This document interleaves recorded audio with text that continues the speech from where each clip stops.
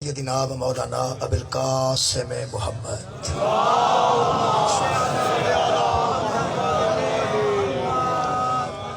وآلہ طیبین الطاہرین المعصومین المظلومین اما بعد فقد قال سبحانہ وتعالی فی کلامہ المجید بسم اللہ الرحمن الرحیم ولا تقولوا لمن يقتل في سبيل الله اموات بل احیاء ولکن لا تشعرون صدق اللہ العلی العظیم۔ میں اپنے تمام بچوں کو، بھائیوں کو، بہنوں کو، بیٹیوں کو سلام پیش کرتا ہوں کہ جو اپنی قوم سے جڑے ہوئے ہیں۔ رات کے اس موسم میں پوری دنیا کو بتا رہے ہیں کہ ہم نہ ولایت علی کو چھوڑ سکتے ہیں، نہ شبیر کے ماتم کو چھوڑ سکتے ہیں۔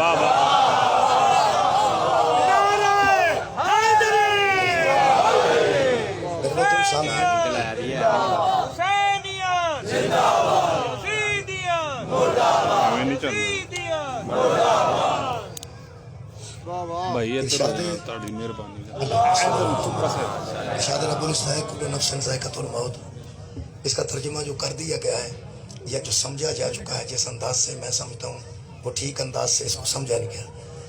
جب ہم کہتے ہیں کل نفس ذائقۃ الموت تو ہم اس کا ترجمہ یہ کر دیتے ہیں سادگی سے کہ سارے لوگ مر جائیں گے، آخر کل لوگوں نے مر جانا ہے، آخر موت کو آنا ہے۔ لیکن اس میں موت کا تذکرہ نہیں ہے۔ اس میں خالق فرماتے ہیں کل نفس ذائقۃ الموت، ہر نفس موت کو چکھے گا، ہر نفس مرے گا نہیں۔ کل نفس ذائقۃ الموت، وہ نفس نبی بھی ہوگا تو چکھے گا۔ یہ 3 مرتبہ قرآن میں اس آیت کو اللہ نے نازل کرنے کا شرف حاصل کیا، یہ شرف دیا اس کو کہ 3 مرتبہ اس کو نازل کیا گیا۔ ایک مرتبہ یہودیوں سے کہا گیا کل نفس ذائقۃ الموت، ایک مرتبہ کافروں سے کہا گیا کل نفس ذائقۃ الموت، اور ایک مرتبہ مومنین سے کہا گیا کہ کل نفس ذائقۃ الموت۔ یعنی ہر منزل پہ خالق نے ہر قوم سے مخاطب ہو کے کہا کہ ہر نفس موت کا ذائقہ چکھے گا۔ موت کیسی ہوتی ہے، ذائقہ کیسا ہوتا ہے، وہ ہر بندہ چکھے گا ضرور، لیکن مرنا اس کا ضروری نہیں۔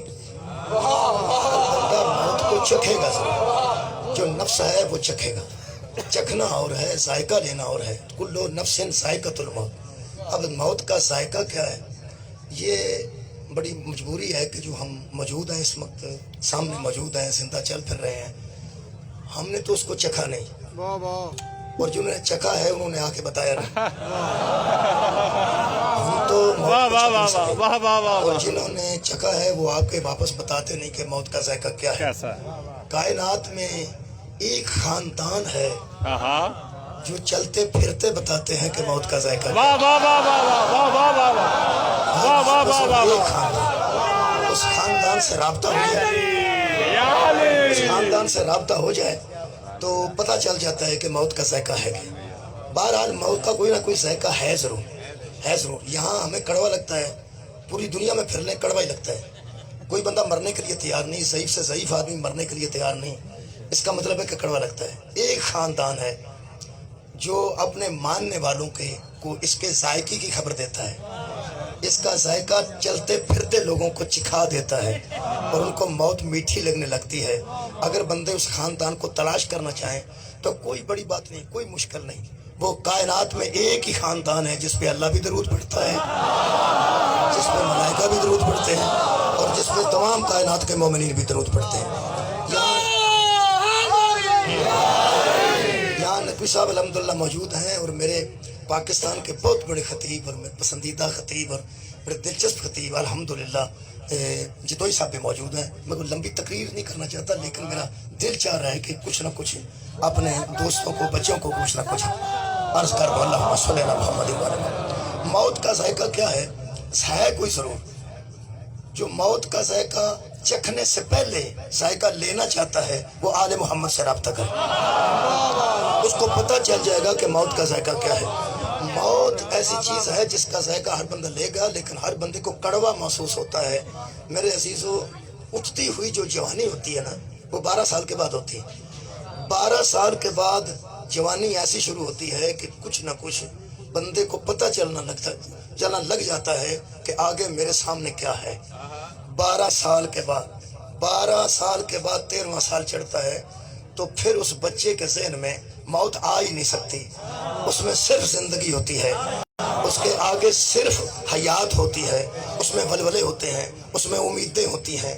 اس کو سمجھانے سے بھی موت کی سمجھ نہیں آتی، وہ موت کی بات سننا نہیں چاہتا، وہ موت کے متعلق گفتگو کرنا نہیں چاہتا، وہ موت کی کہانیاں پڑھنا نہیں چاہتا، وہ عمر ایسی ہوتی ہے۔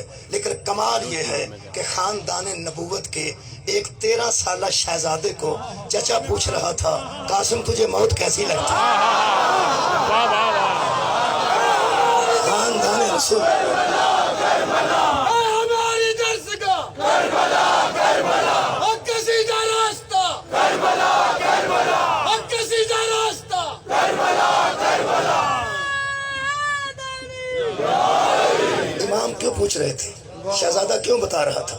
یہ باتیں کرنا کی ضرورت کو میرے مولا نے محسوس کیا، کیونکہ آپ کا ہر لفظ، آپ کی زندگی کا ہر لمحہ اسوہ ہے، اسوہ کاملہ ہے۔ آپ پوچھ رہے تھے ہمیں سنانے کے لیے، قاسم بتا رہے تھے ہم تک پہنچانے کے لیے، اپنے ماننے والوں کو موت کے ذائقے کے متعلق خبر دے رہے تھے میرے مولا، اور فرما رہے تھے قاسم جب میں فوج کی صف لگاتا ہوں تو میرے بیٹے تو ایڑیاں اٹھا کے کھڑا ہو جاتا ہے کہ میرا قد دیکھ کے چچا مجھے پہلے اجازت دے دیں، میں تیرا ولولہ دیکھ رہا ہوں، ذرا یہ تو بتا کہ موت تجھے کیسی لگتی ہے۔ حضرت قاسم علیہ السلام نے جواب دینے سے پہلے کمال کا جملہ کہا، فرمایا چچا میں علی کا پوتا ہوں، چچا جان میں علی بن ابی طالب کا پوتا ہوں، اور جیسا موت کا ذائقہ دادا کو لگتا تھا ویسا ہی موت کا ذائقہ مجھے لگتا ہے۔ تو حضرت امام حسین علیہ السلام نے پھر بھی بیٹے یہ تو بتا تو دیجئے موت آپ کو کیسی لگتی ہے، اس کا ذائقہ کیا ہے؟ تو خدا کی قسم تاریخ کے چہرے پہ آج تک وہ لفظ لکھے ہوئے ہیں کہ میرے حضرت مولا قاسم علیہ السلام فرماتے ہیں چچا شہد سے زیادہ شیریں لگتی ہے مجھے، شہد سے زیادہ شیریں لگتی ہے مجھے موت۔ کل نفس ذائقۃ الموت، ہر نفس موت کو چکھے گا ضرور، لیکن ہر نفس مرے گا نہیں۔ ہم سمجھتے ہیں سڑکوں پہ چلنے والے لوگ زندہ ہیں اور قبروں میں جانے والے لوگ مردہ ہیں۔ مجھے اللہ کی عزت کی قسم، مجھے شبیر کے خون کی قسم، کئی مرتبہ ایسا ہوتا ہے کہ دفنانے والے مردے ہوتے ہیں،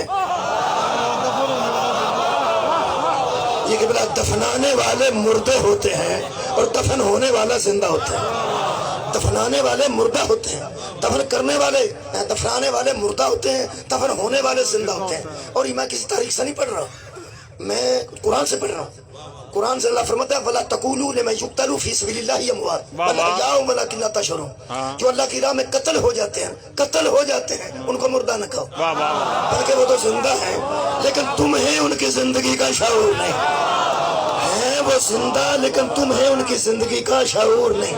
میں نے کہا چلو اللہ ان کو ہم مردہ کہتے نہیں، سوچ تو سکتے ہیں، فرمایا خبردار وَلَا تَحْسَبَنَّ الَّذِينَ قُتِلُوا فِي سَبِيلِ اللَّهِ أَمْوَاتٌ، سوچنے پہ بھی پابندی ہے، سوچنا بھی نہیں کہ یہ مردے ہیں، سوچنا بھی نہیں کہ یہ مردہ ہیں، کہنا بھی نہیں یہ مردہ ہیں۔ ہاں دفن کرو، تم دفن کر سکتے ہو، کفن پہناؤ، پہنا سکتے ہو۔ جو لوگ ہم سے پوچھتے ہیں کہ زندہ کا ماتم کرتے ہو، وہ خود قرآن کی قسم اٹھا کے بتائیں اگر زندہ کا ماتم حرام ہے تو زندہ کا دفن کرنا کہاں جائز ہے؟ بڑا شکریہ۔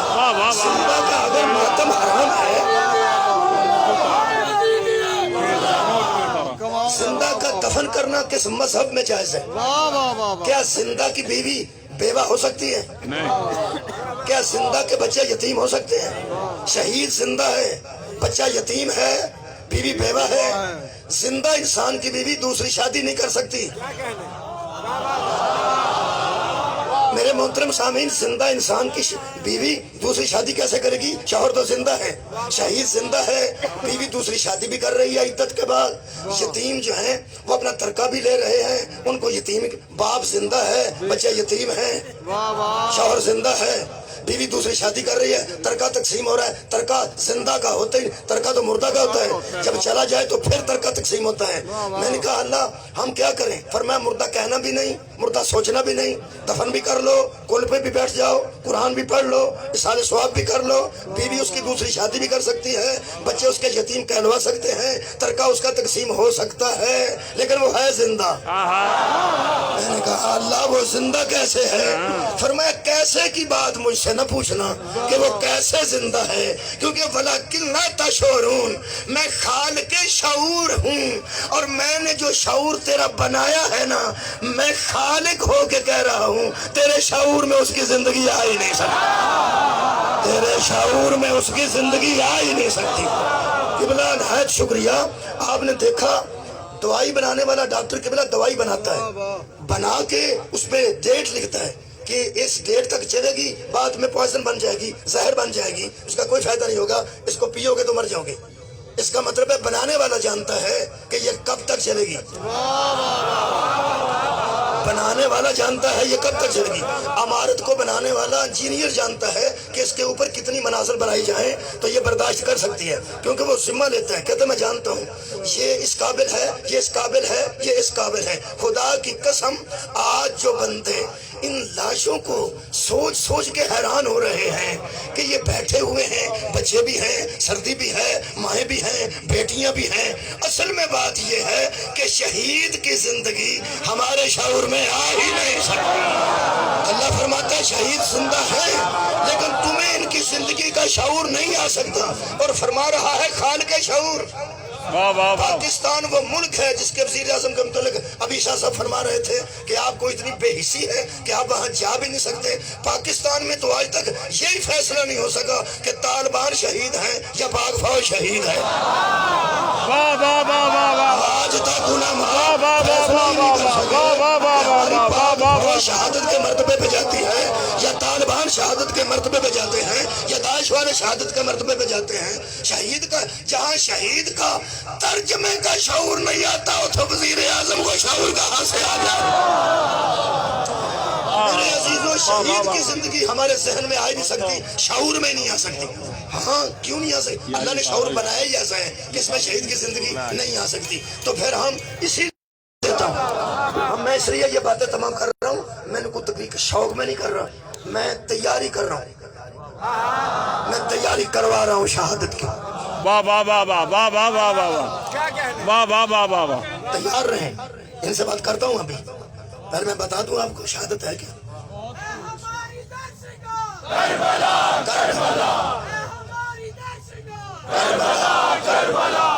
شہید کسے کہتے ہیں؟ درود والوں کی اطاعت کا نام شہادت۔ جو درود پڑھتا ہے، وہ جن پہ درود پڑھتا ہے ان کو تسلیم کر کے مرے، وہ شہید ہے، وہ شہید ہے۔ جنگ احد میں بندے مرے بھی ہیں، شہید بھی ہوئے، جنگ بدر میں بندے مرے بھی ہیں، بندے شہید بھی ہوئے۔ پوری دنیا میں وہ ملی جلی لاشوں میں سے علماء نے کیسے تلاش کر لیے کہ یہ شہید ہیں اور یہ مردہ ہے؟ بھائی ملی جلی لاشوں میں لاشیں تو مل چکی ہیں، جنگ بدر میں لاشیں ملی ہوئی ہیں، اور کمال یہ ہے کہ اس زمانے میں جنگ اس طرح ہوتی تھی کہ جو ادھر سے گیا وہ ادھر جا کے لڑا، جو ادھر سے آیا وہ ادھر آ کے لڑا، جو نبی نے بھیجے تھے وہ وہاں قتل ہو گئے، جو انہوں نے بھیجے تھے وہ یہاں قتل ہو گئے۔ یہاں نبی کا معاملہ ہے، وہاں کفار ہیں، کافروں نے جو بھیجے وہ ادھر آ کے قتل ہو گئے، جو ادھر سے گئے وہ ادھر جا کے قتل ہو گئے۔ اب فاصلے کے حساب سے وہ شہید نبی سے دور ہیں، فاصلے کے حساب سے جو شہید ہوئے ہیں وہ نبی کو دور ہیں، کیونکہ نبی نے بھیجے ہیں وہ ادھر جا کے قتل ہو گئے، جو انہوں نے بھیجے ہیں وہ ادھر جا کے قتل ہو گئے۔ یہ ملی جلی لاشوں میں سے علماء نے شہید کیسے تلاش کر لیے؟ بس جو اطاعت رسول میں مرے ہیں وہ شہید ہیں، اور جو رسول کی مخالفت میں مر گئے بس وہ مر گئے۔ اس کا مطلب ہے آج دنیا ہمیں بتائے، ابھی تک تو لوگ یہ سوچ رہے ہیں خدا کی قسم کہ محمد زندہ ہے یا مردہ ہے، یا رسول اللہ کہنا چاہیے یا نہیں کہنا چاہیے، درود پہنچتا ہے یا نہیں پہنچتا، اور جس کی اطاعت میں مرنے والا زندہ ہوتا ہے اور رسول مردہ کیسے ہو جائے؟ جس کے اتباع میں مرنے والا زندہ ہے اس کو مردہ کہنا انسانیت کی توہین ہے۔ اور پھر نبی رحمت نے یہ کمال کی ہمارے اوپر کی کمال کی، نبی نے ایسے ایسے رحمت کے معاملات بتائے ہیں کہ جو حج پہ جائے وہ جائے، جو غریب ہے نہیں جا سکتا تو کوئی بات نہیں، نبی رحمت نے فرمایا کوئی بات نہیں، وہاں جاؤ گے پیسے ہیں تو چلے جاؤ، صاحب استطاعت ہو تو چلے جاؤ، صاحب استطاعت نہیں ہو، غریب ہو تو نہ جاؤ. تو میں نے کہا وہ کعبے کا معاملہ کیا ہوا اور اللہ کے گھر کا معاملہ کیا ہوا؟ اس کا مطلب اللہ کے گھر تو امیر جائیں گے نا، غریب تو نہ جا سکیں گے. حضور نے فرمایا نہیں، ضرورت نہیں، ایسی بات نہیں، میں عادل ہوں، میرا اللہ عادل ہے. اگر کوئی غریب ہے تو حج پہ نہ جائے، وہاں اللہ کا گھر ہی جا کے دیکھے گا نا. تو جو غریب ہے نہیں جا سکتا، اس کے لیے میں کہہ دیتا ہوں قلوب المومنین عرش اللہ، مومن کا دل ہی اللہ کا عرش ہے. مومن کا دل ہی اللہ کا عرش ہے. اس کا مطلب ہے گھبرانے کی ضرورت نہیں، موقع ملے جاؤ، نہیں تو رجوع کرو، انشاءاللہ ہم آپ کے پاس ہیں. دوسری میں مثال عرض کرتا ہوں کہ حضور معراج پہ گئے، معراج سے واپس آئے تو صحابہ نے عرض کی یا رسول اللہ آپ تو معراج پہ گئے، ہمیں تو معراج نصیب نہیں ہوئی. فرمایا کوئی بات نہیں، ہمارا میرٹ اور ہے، آپ کا میرٹ اور. تمہیں نہ براق کی ضرورت ہے نہ آسمان پہ جانے کی، کیا کریں؟ فرمایا الصلاۃ معراج المومنین، نماز مومن کی معراج تم نماز پڑھا کرو، یہ نماز ہی ایک مومن کے لیے معراج ہے. اس کا مطلب ہے نبی نے کتنی آسانی پیدا کر دی کہ کعبے کے قریب نہ بھی جاؤ تو یہاں آپ کے دل میں اللہ کا جلوہ ہوگا، اور آپ عرش پہ نہ بھی جائیں تو نماز پڑھیں. میں نے کہا میرے نبی شہادت کا مرتبہ ہمیں چاہیے، شہادت کی موت کمال کی موت ہے. اگر جہاد میں جانے کا موقع نہیں ملتا، جنگ نہیں ہوتی، جہاد ہی کنفرم نہیں ہوتا. ابھی تک تو جہاد ہی کنفرم نہیں ہو رہا کہ جہاد کسے کہتے ہیں. قبلہ بہت شکریہ. کہاں جہاد ہوتا ہے اور کہاں جہاد نہیں ہوتا. جہاں جہاد ہی کنفرم نہیں ہو رہا، میرے نبی کہاں جا کے ہم تیر کھائیں، تلوار سے کوئی زخم کھائیں، یا کوئی زہر کھائیں، یا کوئی ہمیں زہر دے، کوئی ہم پہ فائر کرے، ہمارے سینے میں گولی لگے تو پھر کہیں جہاد، پھر شہادت نصیب ہوگی. کوئی ایسا طریقہ ہے کہ ہمیں جہاد میں جانے کا شاید موقع نہ ملے، کہیں جنگ نہ ہو، کوئی شہادت مل سکتی ہے؟ فرمایا مل سکتی ہے. کیسے؟ فرمایا مم ماتا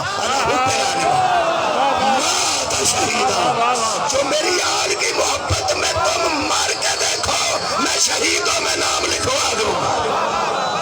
آل محمد کی محبت شہادت ہے. اب نبی بھی عادل اور اللہ بھی عادل. میرے عزیزوں آج ہم تکلیف میں ہیں، ان تکلیفوں کے لیے ہمیشہ تیار رہنا. ہم عمران سے یہ نہیں کہہ رہے کہ ہماری تکلیفیں ختم کر دو، نہیں، میں بتا رہا ہوں ہم کیا چاہتے ہیں، میں بتا رہا ہوں ہم کیا چاہتے ہیں. میں یہ نہیں کہہ رہا ہماری تکلیفیں ختم کر، ہماری تکلیفیں آپ کیا ختم کریں. ہم تو وہ لوگ ہیں جو ہر روز ان کے غم میں رونا خود مانگتے ہیں، ہر روز ان کے غم میں دکھ ہم مانگتے ہیں. ان کا غم کہیں جا رہا ہو تو ہم کہتے ہیں ادھر کچھ نہیں، ہم ادھر ہیں. ہم یہ نہیں کہہ رہے آپ کے ہماری تکالیف دور کریں گے، کیا ہم آپ کو مشکل کشا مانتے ہی نہیں؟ ہم اگر مشکل میں ہیں تو ہم آپ کو مشکل کشا مانتے کب ہیں؟ ہمارا مشکل کشا کل بھی تھا، آج بھی ہے اور پھر بھی رہے گا. اور وہ اللہ کے فضل سے ہمارا مشکل کشا ہے، اللہ کے فضل سے ہمارا مشکل کشا ہے، اللہ کے فضل سے ہمارا مشکل کشا ہے. اور جو کوئی یہ نہ کہے کہ جو توحید کی مخالفت کر رہے ہیں، خبردار، اللہ کے فضل سے جو ہمارا مشکل کشا ہے وہی تو اللہ کا فضل ہے. مشکلات کے لیے ہمارا مشکل کشا قبلہ موجود ہے. الحمدللہ. آپ ہماری تکلیف کیا دور کریں گے؟ ہم تو دکھ مانگ رہے ہیں اہل بیت کا. ہاں ایک بات میں بتا دوں، میری مائیں، بہنیں، بیٹیاں اور میرے نوجوان اچھے طریقے سے سن لیں، اہل بیت کی محبت شہادت ہے. شہید کے لیے تکلیف ہوتی ہے. زہر سے شہید کیا جائے کلیجہ پھٹ جاتا ہے، تلوار لگے زخم آتا ہے، گلا کٹ جاتا ہے جیسے کٹے، گولی لگے تکلیف ہوتی ہے، فائر لگے تکلیف ہوتی ہے، 10 گولیاں لگے زیادہ تکلیف ہوتی ہے. اس کا مطلب ہے تکلیف ہوتی ہے نا شہادت کے لیے. ایک آدمی بستر پہ بیٹھا ہے، کسی نے گولی نہیں ماری، کسی نے تلوار نہیں چلائی، کسی نے تیر نہیں مارا، کسی نے نیزہ نہیں مارا، کسی نے زہر نہیں دی، بیٹھا بیٹھا ایک دم دنیا سے رخصت ہو گیا. تھا محب اہل بیت. شہید ہے کہ نہیں؟ شہید ہے. اب تیار رہنا، شہید ہے. نبی کی نظر میں وہ شہید ہے، اور ہمیں صرف نبی کی نظر چاہیے، کسی اور کی نظر کی ضرورت نہیں. نبی نے کہا تو شہید ہے. اب اسے گولی بھی نہیں لگی، وہ تکلیف تو نہیں آئی. زہر نہیں کھایا، وہ تکلیف زہر والی تو نہیں آئی.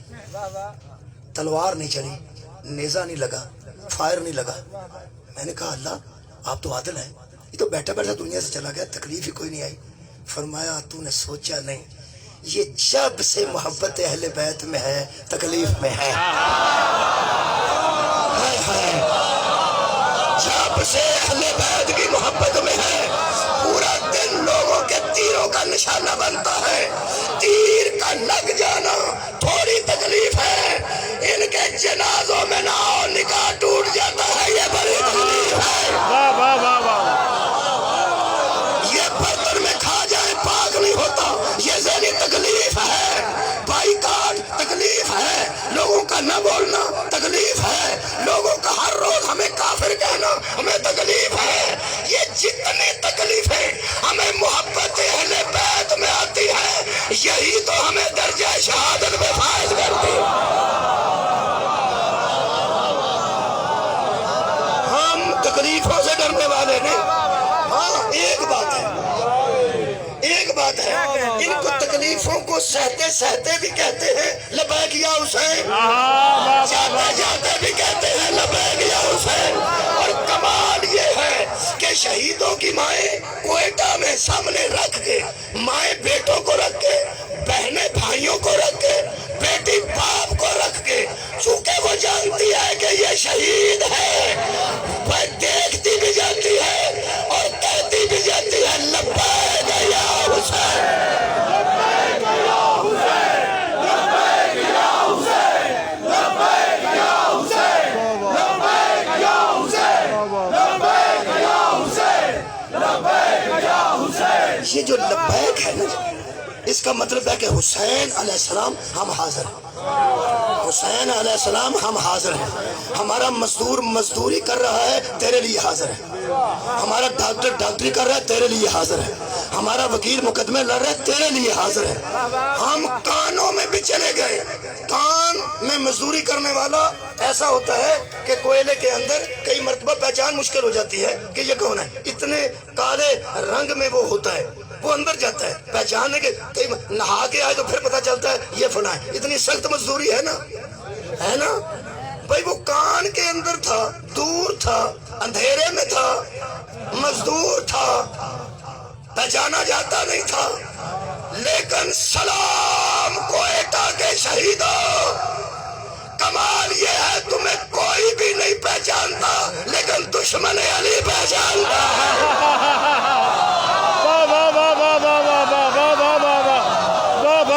کوئٹہ کے شہیدوں تمہیں کوئی اور پہچانے یا نہ پہچانے دشمن ولایت علی تمہیں پہچانتا ہے، دشمن ماتم حسین تمہیں جانتا ہے، اس کا مطلب ہے اندر جا کے گھسنے کی اور چھپنے کی ہمیں ضرورت نہیں، ہم جانتے ہیں ہم منسوب اوس سے ہیں، علی کا دشمن بھی ہمیں جانتا ہے، حسین کا دشمن بھی ہمیں جانتا ہے، امام مہدی کا دشمن بھی ہمیں جانتا ہے۔ الحمدللہ ہم شکر ادا کر رہے ہیں کہ ہم پہچانے جا رہے ہیں، شہادت کا ڈبل مرتبہ ملا ہے کوئٹہ والوں کو، ڈبل مرتبہ ملا ہے، ایک آدمی کو فائر نہیں لگتا، تلوار نہیں چلتی، چھری نہیں چلتی، بیٹھا بیٹھا بستر پہ آرام سے چلا جاتا ہے، وہ بھی شہید۔ اگر یہ سارے کے سارے شہداء یہ خنجر سے چھری سے ذبح نہ بھی ہوتے شہید تو تھے ہی، بھائی محبت اہل بیت کی وجہ سے اگر اپنے گھروں میں بھی سے چلے جاتے تو بھی شہید تھے۔ ایک شہادت سری ہوتی ہے، ایک شہادت جہری ہوتی ہے، اندر ہی اندر زہر دے کے قتل کیا جائے تو شہادت سری کہتے ہیں، اور تلوار چلائی جائے تو شہادت جہری کہتے ہیں، ایک ظاہر بظاہر ہوتی ہے، ایک اندر ہی اندر ہوتی ہے، دو شہادتیں ہیں۔ علامہ طاہر القادری نے ایک کتاب سے اپنی کتاب ماخوذ کر کے لکھی ہے، وہ فرماتے ہیں کہ اللہ پیغمبر کو دونوں شہادتیں دینا چاہتا تھا، کیونکہ شہادت ایک مرتبہ ہے اور نبی ختمی مرتبت ہے، شہادت ایک مرتبہ ہے لیکن ہمارا نبی ختمی مرتبت ہے، جہاں مرتبے ختم ہو جائیں وہاں رسول کی جوتی آتی، اس لیے ہر مرتبہ نبی کے پاس ہے۔ یہ مرتبہ شہادت بھی اللہ اسے دینا چاہتا تھا نبی کو، لیکن طاہر قادری نے کتاب لکھی فلسفہ شہادت اس کا نام، طاہر القادری صاحب نے، ابھی موجود ہیں وہ، آپ کتاب بھی مل سکتی ہے، وہ بھی مل سکتے ہیں۔ وہ فرماتے ہیں اللہ دونوں شہادتیں دینا چاہتا تھا کیونکہ نبی سب نبیوں سے افضل تھے، لہٰذا اللہ نے ایسا اہتمام کیا کہ دونوں شہادتیں مل جائیں۔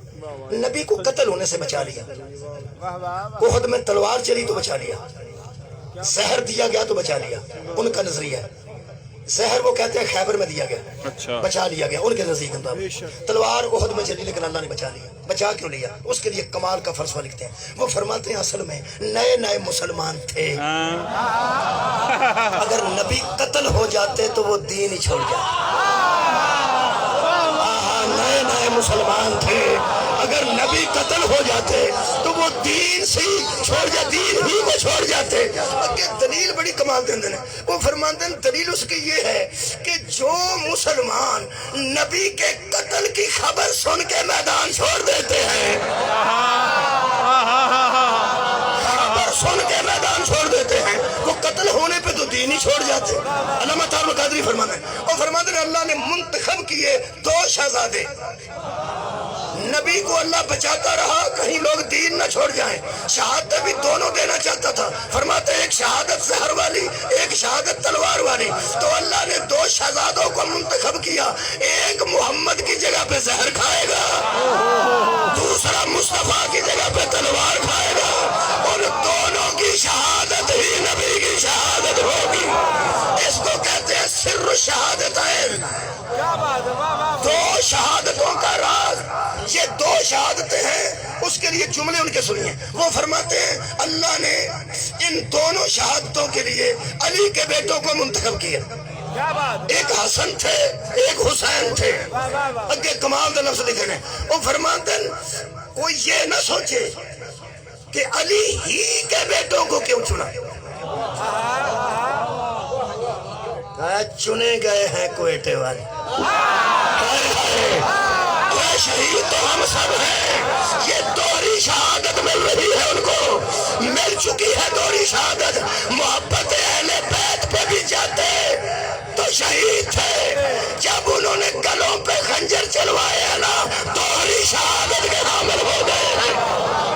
سر شہادتین، دو شہادتوں کا راز۔ وہ فرماتے ہیں علی ہی کے بیٹوں کو کیوں چنا؟ وہ فرماتے ہیں کوئی مسلمان مت سوچے کہ صحابہ کے بھی تو بیٹے تھے،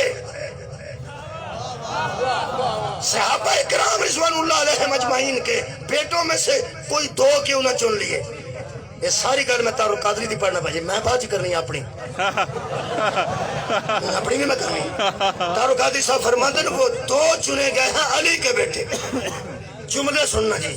وہ فرماتے ہیں کسی اور کے اگر نہیں چنے تو اس میں کسی صحابی کی توہین بھی نہیں اور کوئی بندہ سوچے بھی نہ۔ اصل میں بات یہ ہے کہ جس کی جگہ پہ یہ دونوں شہید کیے جانے تھے اس کا ظاہر بھی پاک تھا، باطن بھی پاک تھا۔ جس کی جگہ پہ یہ شہادت بجا نبی اسے کہتے ہیں جس کا ظاہر بھی پاک ہو، جس کا باطن بھی پاک ہو، لہذا جگہ پہ۔ پر آیت میں حضرت ابراہیم نے بتوں کو پوجنے والوں سے کہا کفرنا، جاؤ زور لگا لو ہم کافر ہیں، جا کے اٹھا لینا قرآن میں پڑھ لینا، کفرنا متکلم ہے، ہم کافر ہیں، ہم کافر ہوئے۔ کافر کا مطلب انکار کرنا ہوتا ہے، کافر اسے کہتے ہیں جو انکار کرے، وہ منکر ہو جائے۔ ابراہیم فرماتے ہیں ہم تمہارے بتوں کے بھی منکر ہیں، پوجنے والوں کے بھی منکر ہیں۔ تو لفظ استعمال ہے قرآن میں مستعمل ہے۔ علم پاک کی زیارت کر لیں، وہ بچہ لے کے آیا ہے اور پوری دنیا کو بتا رہا ہے کہ کب بھی وارث علم ہم تھے، آج بھی وارث علم ہم ہیں۔ خدا کی عظمت کی قسم، بچے نے علم اٹھا کے پوری دنیا پر واضح کر دیا ہے ہم سارے بھی قتل ہو جائے ہمارے بچے بھی علم اٹھانے کے لیے تیار۔ علم حضرت عباس کا ہمیشہ بلند رہے گا۔ میں اس کر رہا تھا کہ وہ دونوں شہادت دیں گے کیونکہ ظاہر بھی نبی جیسا رکھتے ہیں اور باطن بھی نبی جیسا رکھتے ہیں۔ حضرت ابراہیم فرماتے ہیں کفرنا، لوگوں ہم نہیں بتوں کو مانتے، ہم کافر ہیں۔ آپ گھبرا رہے ہیں، جا کے قرآن پڑھیں، کفرنا ہم کافر ہوئے۔ مطلب کیا تھا؟ آپ گھبرا گئے؟ ابراہیم فرما رہے تھے تم ہمارے اللہ کے متعلق کہتے ہو کفرنا، کہ ہم اس کے کافر ہیں، ہم تمہارے بتوں کے متعلق کہتے ہیں کفرنا، کہ ہم تمہارے بتوں کے کافر ہیں۔ ہاں اگر اس بات سے ہمیں کافر کہتے ہو تو پھر ہم انکار کرتے ہیں۔ کس بات سے انکار کرتے ہیں؟ انکار کرتے ہیں ہمیں کوئی منوائے کہ نبی کے بعد کوئی علی جیسا ہے، کفرنا، ہم انکار کرتے ہیں۔ کوئی ہمیں یہ کہے کہ بطول سے بڑی کوئی سیدہ ہے، کفرنا، ہم انکار کرتے ہیں۔ شیعت ہماری یہ ہے میرے نوجوان دوستو، وہ تو یہ مان گئے کہ نبی کی جگہ پہ شہادت وہ دے سکتا ہے جس کا ظاہر بھی نبی جیسا ہو اور جس کا باطن بھی نبی جیسا ہو۔ پھر ہمارا اعلان یہ ہے کہ نبی کی جگہ پہ خلافت بھی وہی کر سکتا ہے جس کا ظاہر بھی نبی جیسا ہو، جس کا باطن بھی نبی۔ عزیزان گرامی قدر، یہ دوہری شہادت ملی ہے میرے نبی کو، اور میں سمجھتا ہوں اس کی سنت میں آج ان کو دوہری شہادت ملی کوئٹہ والوں کو۔ اس شہادت کے ہم متمنی ہیں۔ ویسے تو سب شہید ہیں، محبت اہل بیت میں بستر پہ بھی جائے تو شہید۔ پہلا میں نے ان جملوں میں خراج تحسین پیش کیا ہے دوہری شہادت پانے والوں۔ اب ایک بات، اب دوسری بات، میں اس کا مطلب ہے کہ ہم جس طرح محبت اہل بیت کے لیے تیار ہیں، دوسری شہادت کے لیے بھی الحمدللہ ہم تیار ہیں۔ اور یہ دنیا نے دیکھ لیا ہے کہ یہ مر کے بھی حسین کو نہیں چھوڑتے۔ بھائی لبیک یا حسین کا مطلب یہ ہے کہ قتل ہو سکتے ہیں، ٹکڑے ہو سکتے ہیں، لیکن حسین ابن علی کو ہم چھوڑ نہیں سکتے، اس کے لیے ہم ہر وقت تیار ہیں۔ اگر رہ گئی بات کہ ہم یہاں کیوں بیٹھے ہیں، یہ بڑا اہم ہے کہ ہم یہاں کیوں بیٹھے ہیں۔ بھائی بات اصل یہ ہے کہ ہم مظلوموں کے جو وارث ہیں نا، وہ بیٹھے ہیں تو ہم بھی بیٹھے ہیں۔ مظلوموں کے وارث بیٹھے ہیں، ہم یہاں بیٹھے ہیں، وہاں جا نہیں سکتے تو یہاں بیٹھے ہیں۔ مطلب یہ ہے کہ رسول اللہ نے فرمایا تھا مومن اس طرح ہے جس طرح ایک جسم کے اعضاء ہوتے ہیں، ایک کو تکلیف ہوتی ہے تو دوسرا سو نہیں سکتا۔ ایسا ہو نہیں سکتا کہ اس ہاتھ کو کاٹا جا رہا ہو اور دوسرا ہاتھ آرام کر رہا ہو، یہ کر نہیں سکتا کیونکہ اسی جسم سے جڑا ہوا ہے۔ اگر ہم آج آرام کریں تو پھر جڑے ہوئے نہیں۔ آج آرام ہم کر نہیں سکتے اس لیے کہ ہم ان سے جڑے ہوئے ہیں، اور اس رشتہ جڑانے کا رشتہ ہے، وہ جڑنے کا رشتہ ہے محبت اہل بیت، ولایت علی، ماتم حسین، اس میں ہم سب جڑے ہوئے ہیں۔ رہ گئی بات بیٹھنے کی، وارث بیٹھے ہیں تو ہم بھی بیٹھے ہیں۔ جب ورثاء اعلان کریں گے کہ ہم دفن کر رہے ہیں تو ہم بھی اٹھ جائیں گے، ٹھیک ہے؟ اس وقت تک تو ہم بیٹھے ہیں۔ رہ گئی بات یہ ڈیلے کیوں ہے، اتنا لمبا کیوں ہو گیا ہے؟ اچھا کمال یہ ہے کہ پیسوں کا مطالبہ نہیں کیا، کسی نے پیسے مانگے ہوں میں مجرم، جو آفر کی گئی ہے وہ ٹھکرا بھی دی گئی۔ اس کا مطلب بیٹھے کیوں ہیں؟ چاہتے وہ کیا ہے؟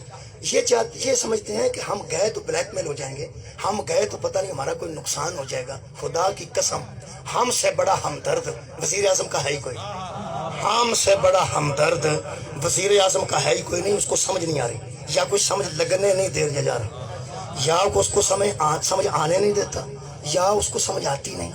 اور اللہ کے بندو، ہم نے روڈ بلاک کیے ہیں تو ہم وزیر اعظم کو کوئی دشمن ہے؟ ہم سے بڑا اس کا دوست کوئی ہے ہی نہیں۔ ہم اسے بچا رہے ہیں کہ ظالموں کی صف سے نکل جائے۔ خدا کی عظمت کی قسم ہے، اس لیے کہ جو ظلم پہ خاموش رہتا ہے وہ ظالموں میں شامل ہو جاتا ہے، جو مظلوم کی حمایت نہیں کرتا بھائی وہ ظالموں میں شامل ہو جاتا ہے۔ کائنات کی تاریخ گواہ ہے، جو ظلم پہ خاموش رہا اس کا شمار ظالموں میں ہو گیا۔ عمران خان صاحب، خدا کی قسم ہے کم از کم ہماری اکثریت تمہارے آنے پہ خوش تھی۔ پہلے تو تیرے نام پہ ہی ہم خوش ہو گئے تھے کہ چلو کوئی بات نہیں، نام ہی کمان ہے۔ اور پھر ہم نے سوچا کہ اگر دنیا کرپٹ ہے تو ہمیں ایک ایسا مل گیا ملک کو جو سنیں کرپشن میں نہیں ہے، وہ کرپٹ نہیں ہے۔ بھائی بہت اچھی بات ہو گئی، میں کرپٹوں کو پکڑ رہا ہوں، میں چوروں کو پکڑ رہا ہوں۔ یار کمال ہو گیا، چوروں کو پکڑ رہے ہو اور ڈاکوؤں کا ساتھ دے رہے ہو۔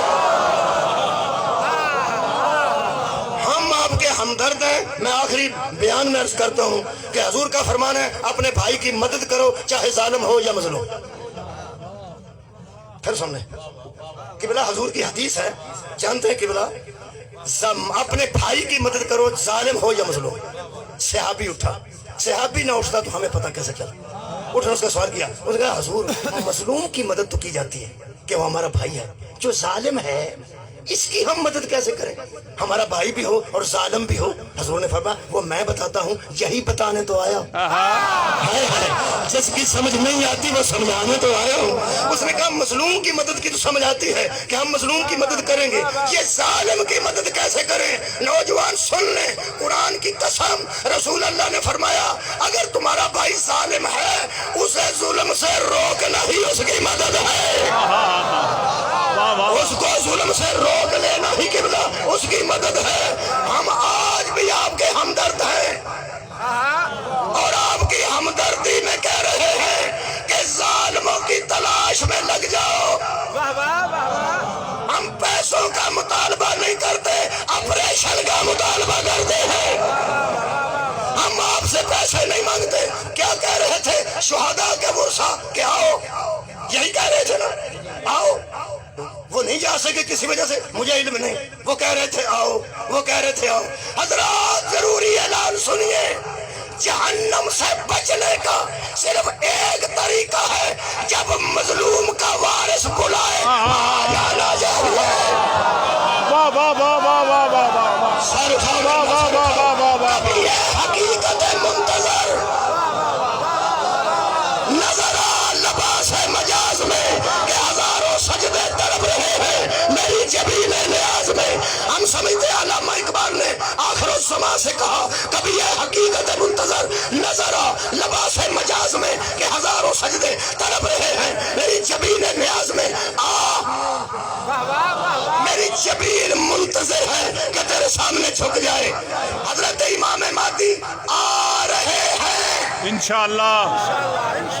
حضرات امام مہدی آ رہے ہیں. ہمارا نظریہ سن لو, ہمارے ہادیوں میں پہلے بھی محمد تھے, آخری بھی محمد ہے. جو دنیا چھوڑ کے جا چکے وہ بھی محمد, جو دنیا میں آ رہے ہیں وہ بھی محمد. ہم دلائل دینے والے لوگ ہیں. دہشت گردی وہ کرتا ہے جس کے پاس دلائل نہیں ہوتے. قتل کے لیے وہ تیار ہوتا ہے جسے نہ پیسہ آتی ہے نہ دلیل آتی ہے. ہمارا پہلا بھی محمد, ہمارا آخری بھی محمد. میں دلیل عرض کرتا ہوں, میرے سر پہ قرآن رکھ دیں, جب پہلے نے نماز پڑھائی تھی عیسیٰ اس کے بھی پیچھے تھے, جب آخری نماز پڑھائے گا عیسیٰ اس کے بھی پیچھے ہوں گے. اور میرے امام آ رہے ہیں مظلوموں کے وارث بن کر.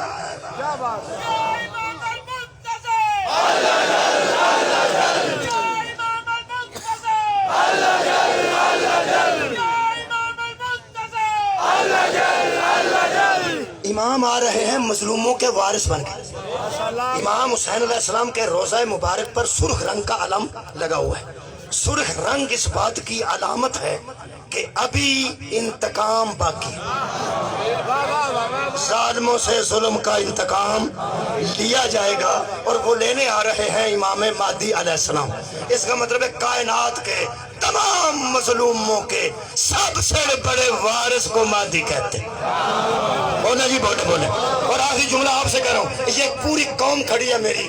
ہم جب کہتے ہیں یا امام المنتظر تو کیا کہتے ہیں؟ الجل الجل الجل. اس کا کیا مطلب ہے؟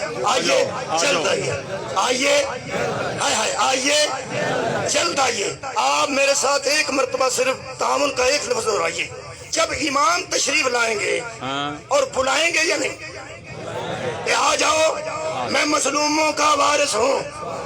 حضرات اعلان سنیے, ایک ہی میرٹ ہے, توحید, نبوت, امامت, قیامت, عدل, نماز, روزہ, حج, زکوٰۃ, خیرات, اچھے کام. جو مسلمانی کی صفتیں ہیں وہ ذہن میں رکھو. جسے آپ مسلمان سمجھتے ہیں ذرا ذہن میں رکھو کہ مسلمان کیسا ہوتا ہے, وہ آپ کے ذہن میں جیسا بھی ہوتا ہے. جب امام مہدی آئیں گے جو ان کے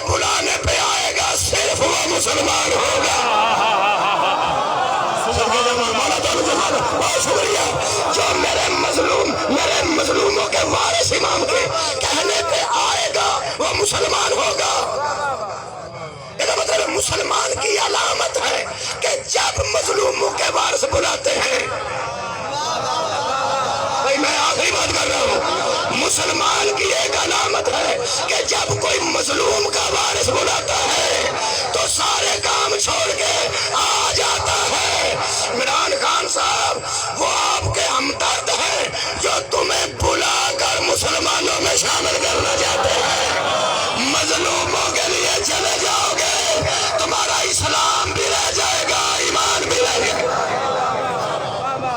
مظلوم کی مدد کے لیے جانا، پھر خود جانا ہی کمال ہے۔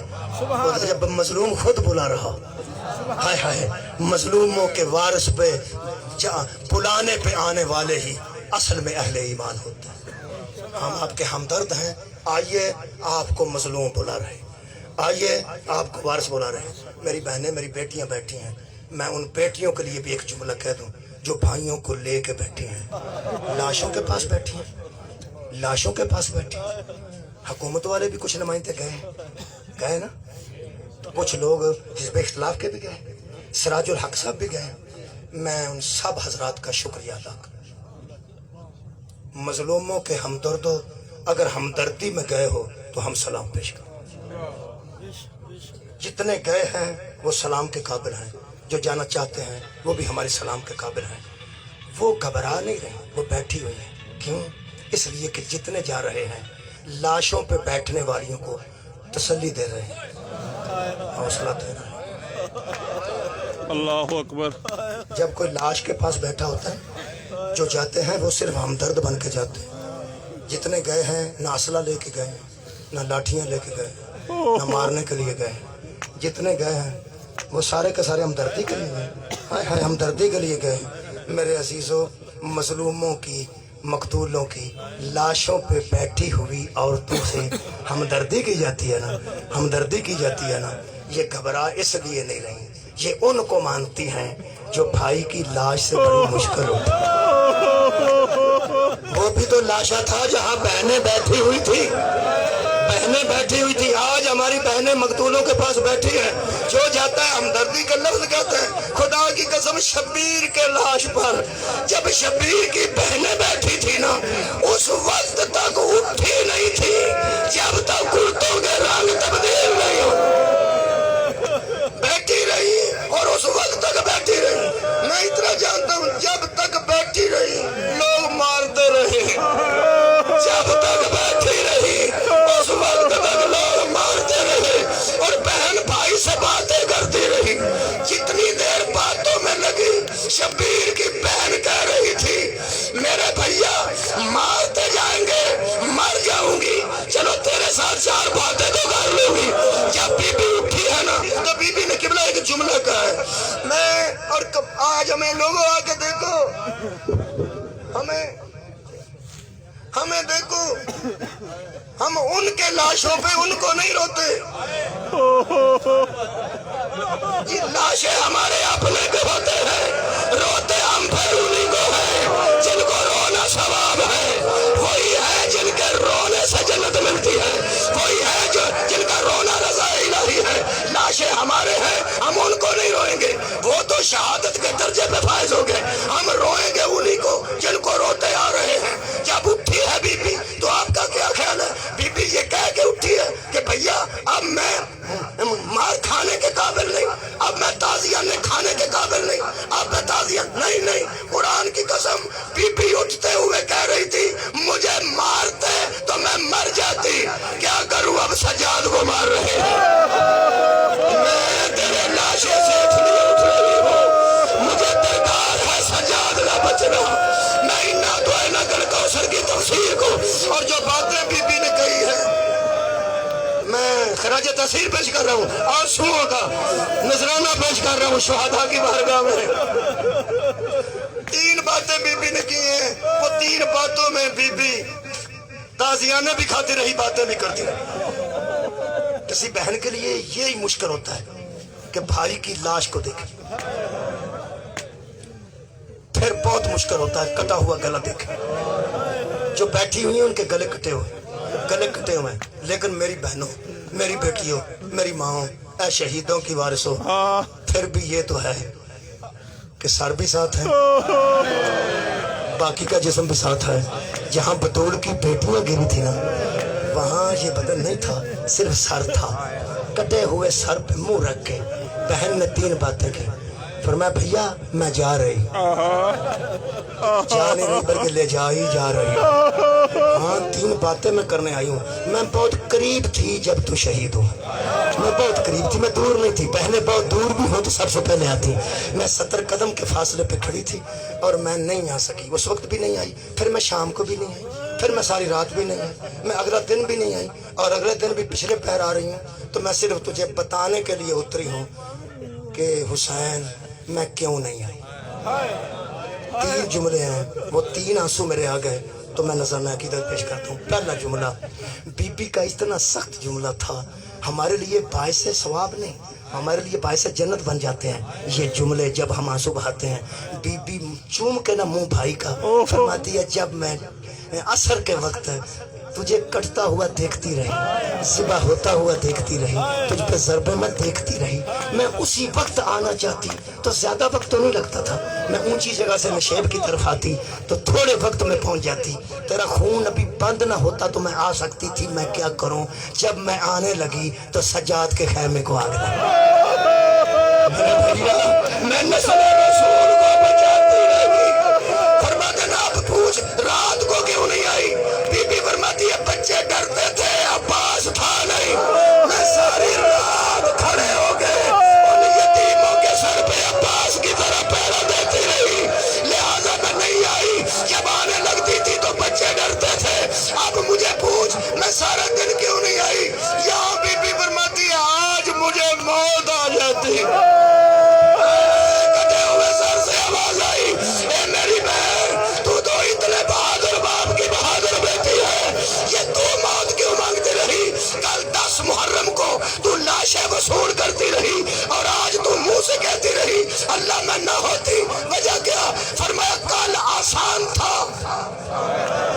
آج مشکل وقت گزرا ہے. فرمایا کل عباس کی لاش، علی اکبر کی لاش، علی اصغر کی لاش، اپنے بیٹوں کی لاشیں دیکھی اور کل کہہ رہی آسان ہے. واہ مشکل کشا کی بیٹی، جو 10 محرم کو آسان کہے اسی کو تو عالیہ کہتے ہیں. فرماتی ہے لیکن آج کل سے بڑا دن تھا میرے لیے، آج مشکل زیادہ تھی. فرمایا وہ کیا؟ آخری جملے بی بی فرماتی ہے بھیا لاشیں تو اور بھی ہوتی تو میں وصول کر لیتی، لاشیں سنبھالنے کی مجھے عادت پڑ گئی ہے. آج میں اتنی تنگ ہوئی ہوں، وہ میری مصیبت سب سے بڑی ہے کیا؟ فرمایا میں آج سارا دن اپنی بھابھیوں کے ہاتھ میں لوٹی گئی جب رباب نے ہاتھ بنائے، میں اجڑ گئی جب لیلا نے گریاں پھیلی. اٹھ کے دیکھ باپ کی بہویں اسیر کھڑی. میرے اللہ شہیدوں کے وارثوں کو استقامت عطا فرما، شہیدوں کے وارثوں کو سب